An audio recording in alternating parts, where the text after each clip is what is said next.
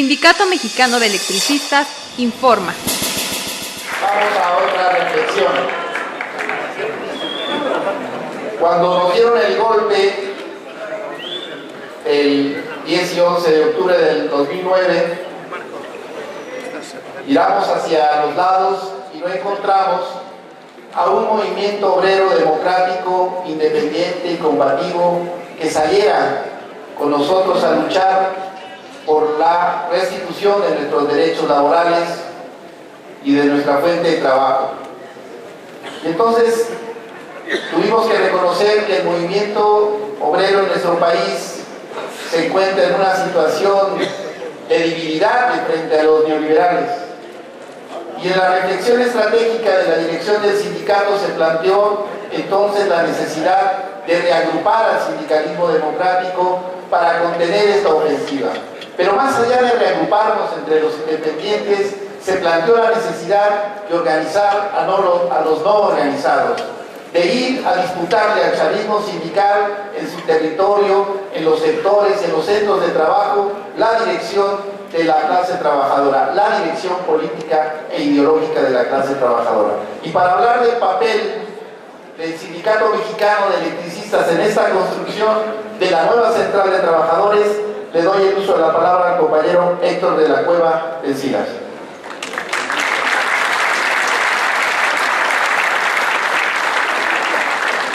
Muy buenas tardes, compañeras, compañeros.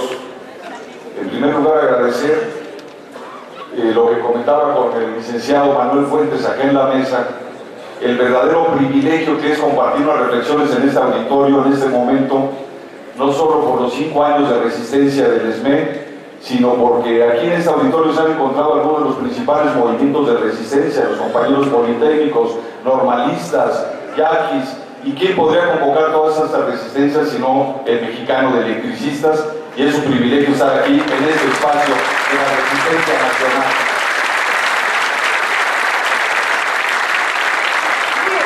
Hace 5 años culminó una historia largamente preparada por el gobierno y por los diferentes gobiernos, porque la alternancia en este país es un cuento. De PRI a PAN, de PAN a PRI, en realidad han estado gobernando los mismos poderes narcopolíticos financieros que someten al país a la desgracia. Y estos venían preparando largamente el ataque al ESME.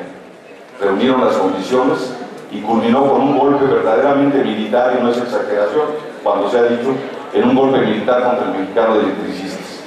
Después de implementar una estrategia que vienen implementando, como la que viene implementando en todo el país: dividir, cooptar, y al que no se puede cooptar, reprimir.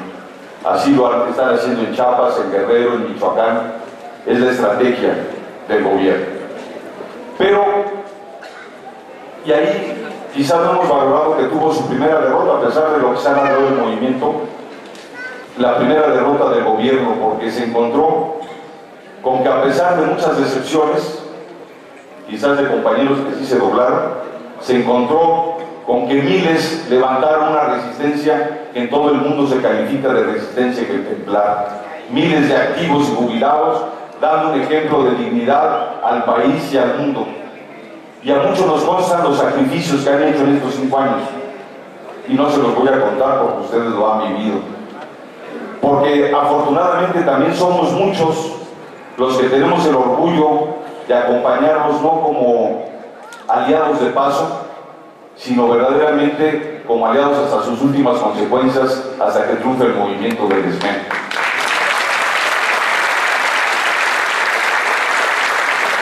Y hemos visto en estos 5 años la creatividad con que se ha hecho el movimiento y la resistencia, la solidaridad y el apoyo mutuo, la estrategia en diferentes pistas para ganar.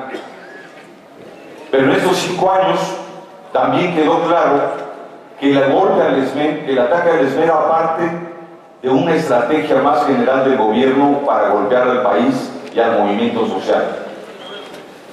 De hecho, golpear al ESME era una condición para lo que vendría después. Y entonces, así como se tiró a matar, porque al ESME le tiraron a matar, pero no lo mataron. Y al país le están tirando también a matar, de muchas formas. Y nos pasaron la planadora de reforma reformas neoliberales, la reforma laboral, la educativa, la energética, y además también la generalización de la militarización y la violencia en todo el país.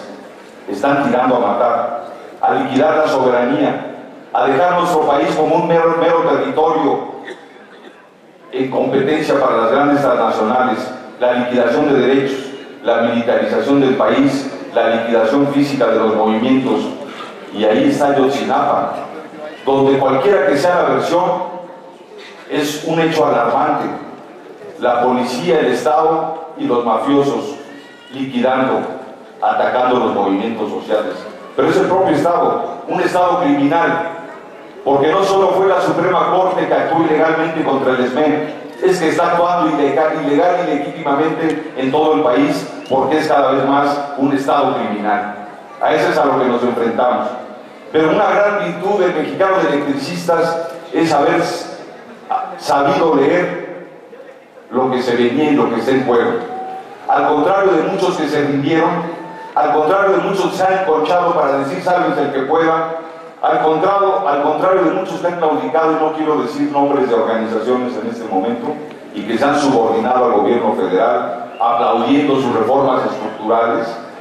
Al contrario de ellos, el mexicano de electricistas entendió que la única forma de defenderse y ganar y de defender al país era yendo hacia afuera, levantando una estrategia que no solo incluía la autodefensa, porque hay que decir además que la primera autodefensa, además de las policías comunitarias, los municipios zapatistas en rebeldía, etc., la primera autodefensa también la levantó el Sindicato Mexicano de Electricistas.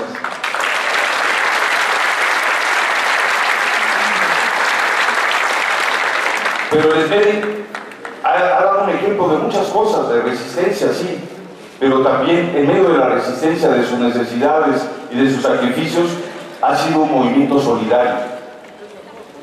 Y ayer los vi marchar con los yaquis, y ayer con los normalistas por Ayotzinapa, y antes el 2 de octubre, y con Raúl Álvarez Garín, y con tantos movimientos a los que el ESME les ha sabido dar solidaridad, aún a pesar de estar en resistencia. Y esa es otra gran virtud del mexicano de electricistas. Pero no solo eso, este auditorio ha sido testigo de muchas estrategias e iniciativas que ha lanzado el ESME: el diálogo nacional, el Congreso Social, la Asamblea de la Resistencia, frentes contra la reforma laboral, unidad en la acción y muchas iniciativas que han salido en este auditorio, porque el ESME se ha dado una estrategia que no se limita a la autodefensa, sino a las alianzas estratégicas y a un conjunto de iniciativas, como decía el compañero del movimiento de usuarios, y otras iniciativas que ha lanzado el mexicano de electricistas. Bueno, pero efectivamente hay una estrategia vital, así lo consideramos muchos, fundamental, que ha nacido desde aquí. Y esa es dar respuesta a una cuestión indispensable si queremos cambiar al país. Es reorganizar a la clase trabajadora mexicana. No es posible cambiar a la nación si los trabajadores siguen indefensos y en la desorganización. Muchos dicen, bueno, ya los trabajadores no son los principales, pero es más, casi no existe la lucha de clases, los trabajadores donde están, pero no, simplemente tienen que voltear a aquel lado. ¿Quiénes hacen posible que haya luz?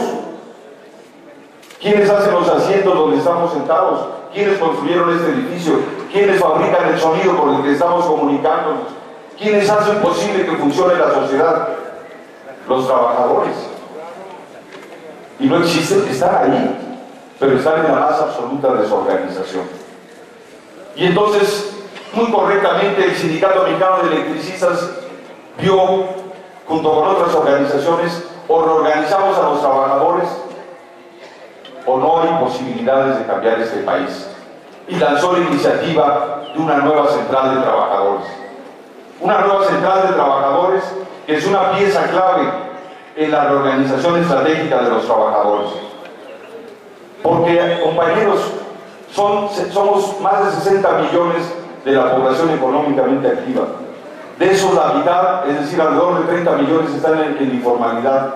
De los otros 30, muchos están sin prestaciones, sin contratación, en outsourcing, subcontratados, precarizados, con cada vez peores chambas, con mayor inestabilidad laboral, sin sindicatos, porque la mayoría no tienen sindicatos, la mayoría de los sindicatos son de protección, son charros, es decir, se cuentan con los dedos las organizaciones auténticas e independientes. Así no se puede ganar. Hay que reorganizar a los trabajadores. Y eso, esa realidad, responder a esa realidad es lo que tiene que ver con una nueva central. Una nueva central de trabajadores que agrupe en primer lugar al sindicalismo independiente. Aunque hay quienes en el sindicalismo independiente, pues como que ya no están tan independientes porque han firmado cosas que no deberían haber firmado.